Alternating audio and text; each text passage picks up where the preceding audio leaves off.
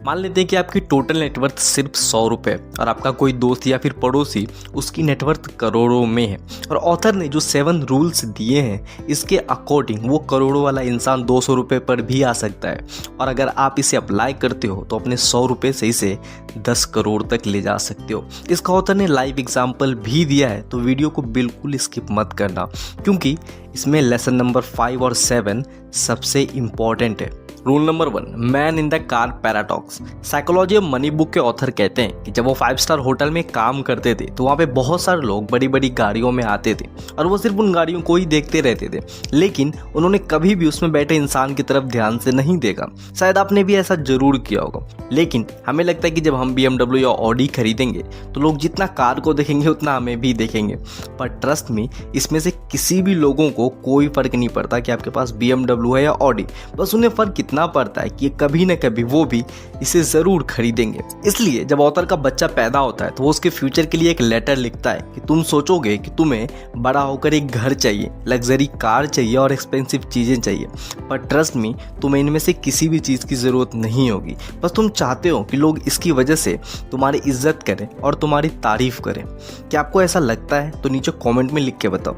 हमारा next rule आता है नेवर इनफ। रजत गुप्ता 2008 में एक American investment bank Goldman Sachs के मेंबर थे और उस टाइम पे इनकी टोटल नेटवर्थ $100 मिलियन थी। ये इतना पैसा होता है कि अगर आप इसे बैंक में डालोगे और सिर्फ 5% भी रिटर्न मिलेगा तो हर घंटे आपको 43,000 रुपये से भी ज़्यादा मिलेंगे और ये 24 घंटा 365 दिन तक मिलता रहेगा। लेकिन रजत गुप्ता को और ज़्यादा अमीर बनना था और उसी टाइम ये बैंक डूबने लगा था। तो उस टाइम पे इनको पता चला कि वॉरेन बफेट इसमें $5 मिलियन इन्वेस्ट करने वाले हैं इसको अच्छा बनाने के लिए। तो इन्होंने अपने फ्रेंड को कॉल किया और उनको बोला कि इस कंपनी के 1,75,000 शेयर खरीद ले। और जब वॉरेन बफेट ने इसमें इन्वेस्ट किया तो उसके बाद इसका शेयर बहुत ही तेज़ी से ऊपर गया, जिसमें इन्होंने घंटों में ही $1 मिलियन कमाया।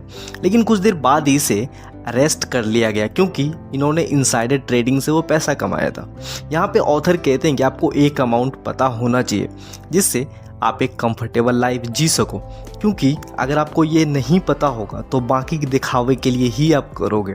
इसलिए पैसों को सिर्फ एक टूल की तरह ही यूज़ करें। हमारा नेक्स्ट रूल आता है लक एंड रिस्क। जब Bill Gates lake side school में थे तो उस टाइम पे दुनिया भर में 303 मिलियन बच्चे थे, जिसमें से सिर्फ 300 बच्चों के पास ही कंप्यूटर पे काम करने की अपॉर्चुनिटी थी। और बिल गेट्स भी ये मानते हैं कि अगर उनका वो स्कूल नहीं होता तो शायद वो इस जगह पे आज ना होते। ये इनके लिए एक लकी स्टेटमेंट हो गया। ठीक उसी तरह कांट इवांस भी उनमें से एक बच्चे थे, लेकिन उनकी मौत माउंटेनियरिंग के दौरान हो गई। और ये भी एक फैक्ट है कि 1 मिलियन में से किसी एक की ही डेथ होती है, जो कि इत्तेफाक से इवांस थे। ये उनके लिए बैड लक हुआ। कहने का मतलब ये है कि हमें सिर्फ ऐसी चीज़ों पे ही फोकस करनी चाहिए जो कि सिर्फ हमारे कंट्रोल में हो।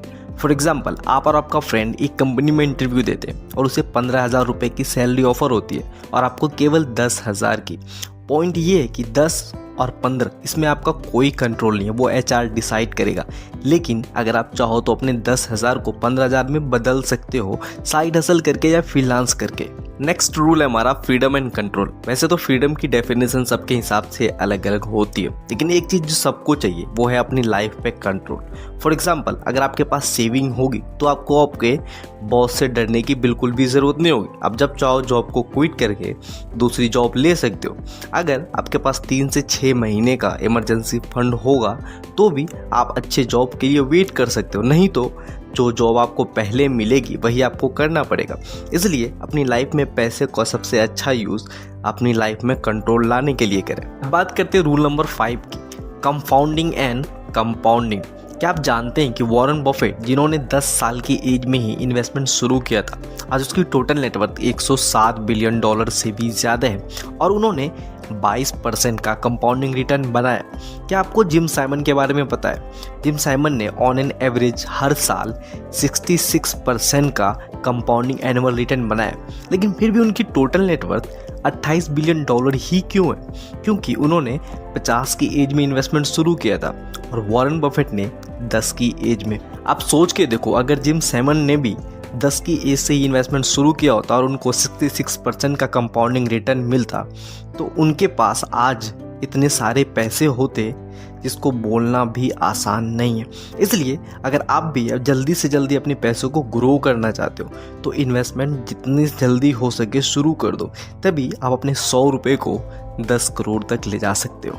Rule number 6, saving money. मान लेते कि अभी आपके और मेरे पास 1-1 लाख रुपए और आप मुझसे बेहतर इन्वेस्टर हैं और मुझे सिर्फ 8% का रिटर्न मिलता है और आपको 12% का, लेकिन मेरी ज़रूरतें कम है और आपकी ज़रूरतें जैसे जैसे आपकी नेटवर्थ बढ़ती है वैसे वैसे आपके खर्चे भी बढ़ते हैं। लेकिन फिर भी कुछ सालों के बाद आपसे ज़्यादा पैसे मेरे पास होंगे, भले ही आप अच्छा इन्वेस्टर क्यों ना हो, क्योंकि वेल्थ की असली मीनिंग सेविंग से होती है। Rule number 7, wealth is hidden. Author कहते हैं कि जिस होटल में वो काम करते थे वहाँ पे एक आदमी हमेशा लग्जरी कार में आया करता था, लेकिन एक दिन वो एक टैक्सी से उतरता है तो वो पूछते हैं कि आपकी लग्जरी कार कहाँ है। तो उन्होंने कहा कि मेरे ऊपर 1 करोड़ रुपए का लोन था जो मैंने वापस नहीं किया तो बैंक वो कार ले गई।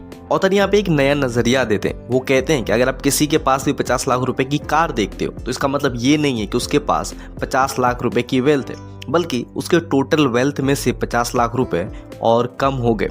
आप भी सोच के देखो, अगर आपने कभी सोचा होगा कि अगर आपके पास 1 करोड़ रुपए होते तो क्या होता, तो आपने ज़रूर सोचा होगा कि आप भी एक अच्छा सा घर लेते, एक कार लेते। इसका मतलब ये है कि आप अपनी वेल्थ को कम कर रहे हो, इसका मतलब ये नहीं कि आप उसे बढ़ा रहे हो। इसलिए वेल्थ हमेशा हिडन ही होता है और ऐसे कंडीशन में ही लोग गरीब रह जाते हैं। हिडन वेल्थ के बारे में हम किसी वीडियो में डिटेल में बात करेंगे। अगर पसंद आया तो आप इसे लाइक जरूर कर सकते हो और आपको कौन सा रूल ज़्यादा इफेक्टिव लगा कमेंट करके जरूर बता सकते हो। मिलते हैं नेक्स्ट वीडियो में। जय हिंद।